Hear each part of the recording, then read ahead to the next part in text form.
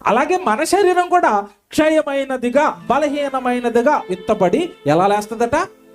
అక్షయమైనది, చావు లేనిది, దాన్ని ఏ విశ్వంలోనూ ఏది కూడా అడ్డుకోలేనిది, మహాశక్తివంతమైన దేహంగా నీ దేహం మారుతుంది. ఏమంటే మానవ దేహం, మానవ జీవితం, మనిషి మరణం తర్వాత ఇన్ని జరిగే ఉన్నాయి. కానీ ఇవి ఎవరు చెప్తారు? ఎవరు ఆలోచించుకుంటున్నారు? ఒకవేళ చెప్పినా నమ్మేవాడేడి? నమ్మి రేపటి నుంచి బ్రతుకుని మార్చుకొని నాకు అక్షయమైన దేహం కావాలండి, నేను నా తండ్రి పనిలో ఉండాలండి, ఈ దేహాన్ని నా దేవుడి కొరకు భద్రం చేసేయాలండి, ఈ దేహాన్ని లోకం కొరకు, పాపం కొరకు, నా సొంత కార్యక్రమాల కొరకు వృధాగా వాడి ఆయన ముందు నేరస్తుడుగా నేను నిలబడకూడదండి, నా దేహాన్ని కట్టుకోవాలని ఆలోచించేవాడు ఏడండి? ఏడి? వింటారు, విడిచిపెడతారు, నమ్మరు. ఎన్ని ప్రసంగాలు వింటున్నా బుర్రలోనికి ఎక్కవు. అలా శరీరాన్ని భద్రపరుచుకుని అక్షయమైన దేహాన్ని సంపాదించాలన్న ఆ గురి లేదు ఈరోజు. తెల్లారు లేస్తే ఏం తినాలి, ఏం త్రాగాలి, ఏం సంపాదించాలి, వాడేం చేస్తున్నాడు, వీడేం చేస్తున్నాడు, మనం ఏం చేద్దాం, ఇది తప్పండి. ఈ చచ్చిపోయిన తర్వాత ఈ దేహాన్ని తిరిగి బ్రతికించుకుందామన్న ఆశ ఎవరికి లేదండి. నిజం చెప్పండి, మనుషులకు ఉన్న ప్రధానమైన ఆశ ఏంటి చెప్పండి? ఏ ఆపేక్ష ఉంటుంది?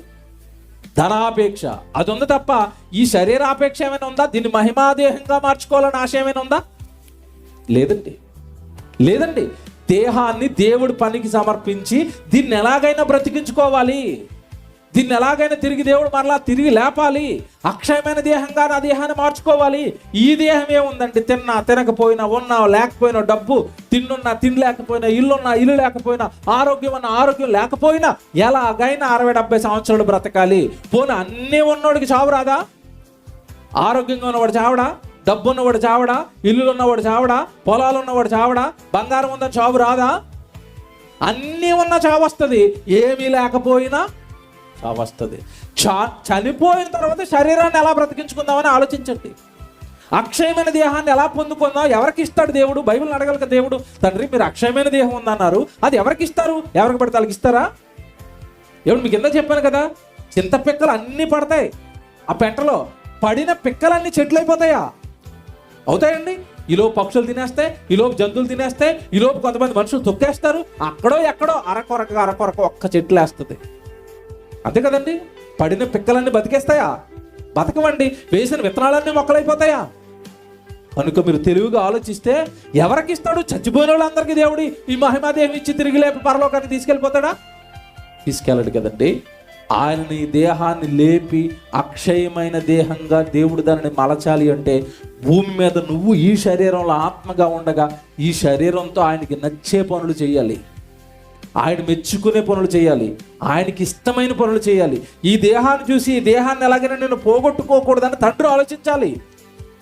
నా గురించి మాట్లాడుతున్న దేహం అది, నా గురించి మాట్లాడే నోరు, నా గురించి పనులు చేసిన దేహం అది, నా గురించి నడిచిన కాళ్ళు అవి, నా గురించి బ్రతికిన దేహం అది, నా కొరకు ఎన్నో కార్యక్రమాలు చేసిన దేహం అది, అది నా దేహం, అది నా దేహం అని దేవుడు ఫీల్ అవ్వాలి. నా వారి శవములు సజీవములగును అంటాడు బైబిల్లో దేవుడు. ఎవరి శవాలు అవుతాయట సజీవులు? నా వారి శవములు అంటాడు. నిజంగా మాట చదివినప్పుడల్లా నాకు అలా రోమాలు అలా నిలబడతాయి. నా వారి శవం అది అంటాడు. నా వారి శవం, నా కొరకు సువార్త చేసి చనిపోయాడు, నా శవం అది.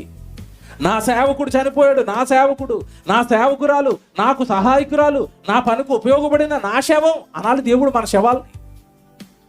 ఎవడో మాట్లాడగనండి, ప్రపంచంలో ఎవరైనా ఇది నా శవం అండి అని అంటారా? అదేటండి మరి మా అమ్మ చచ్చిపోయినప్పుడు మా అమ్మ శవం అని అన్నాం కదా అంటే ఆ ఒక్కరోజే అంటారు, తర్వాత రోజు అనండి. అనడానికి ఆవిడ ఎక్కడ ఉంది? ఆ రోజే తీసుకెళ్ళి వేసారు ఎక్కడ శ్మశానం. రెండో రోజు మా అమ్మ శవం అండి. ఏదండి శవం?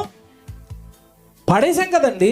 అది నా శవం అంటామండి, ఎప్పటికైనా అంటామండి. ఒక్కరోజు అంటామండి, మహా అయితే దూరం నుంచి చూడడానికి వచ్చే వాళ్ళు ఎవరైనా ఉన్నారనుకోండి, రెండో రోజు అంటాం ఏమని? మా అమ్మ శవం అండి. అక్కడికి భద్రంగా దేంట్లో పెట్టేస్తామంటే అప్పటికే ఐసులో పెట్టేసాం. మూడో రోజు అనండి నా శవం అని. ఎక్కడ ఉంటుంది? వెళ్ళిపోయింది. చచ్చిపోయిన వాళ్ళు ఎవరో మన వాళ్ళు అని అనరండి, మనల్ని అనరండి. మీరు అమాయకంగా మాత్రం బతకండి. నా కొడుకండి, నా కూతురండి, నాకు ఆలేదో నన్ను బాగా చూసుకుంటారండి, వీళ్ళేదో ఎవరు బాగా చూసుకోరండి. చచ్చిపోయిన మరుక్షణం ఇంట్లోంచి టెంట్లో పెడతారు, టెంట్లో నుంచి అదే రోజు ఎక్కడ పెడతారు? శ్మశానంలో పెడతారు. ఇది మన జీవితం. దీనికే ఈ 3-4 ముచ్చటకే ఓ బ్రతుకున్నంతకాలం అది ఓ ఉరుకులు పరుగులు. దేనికి?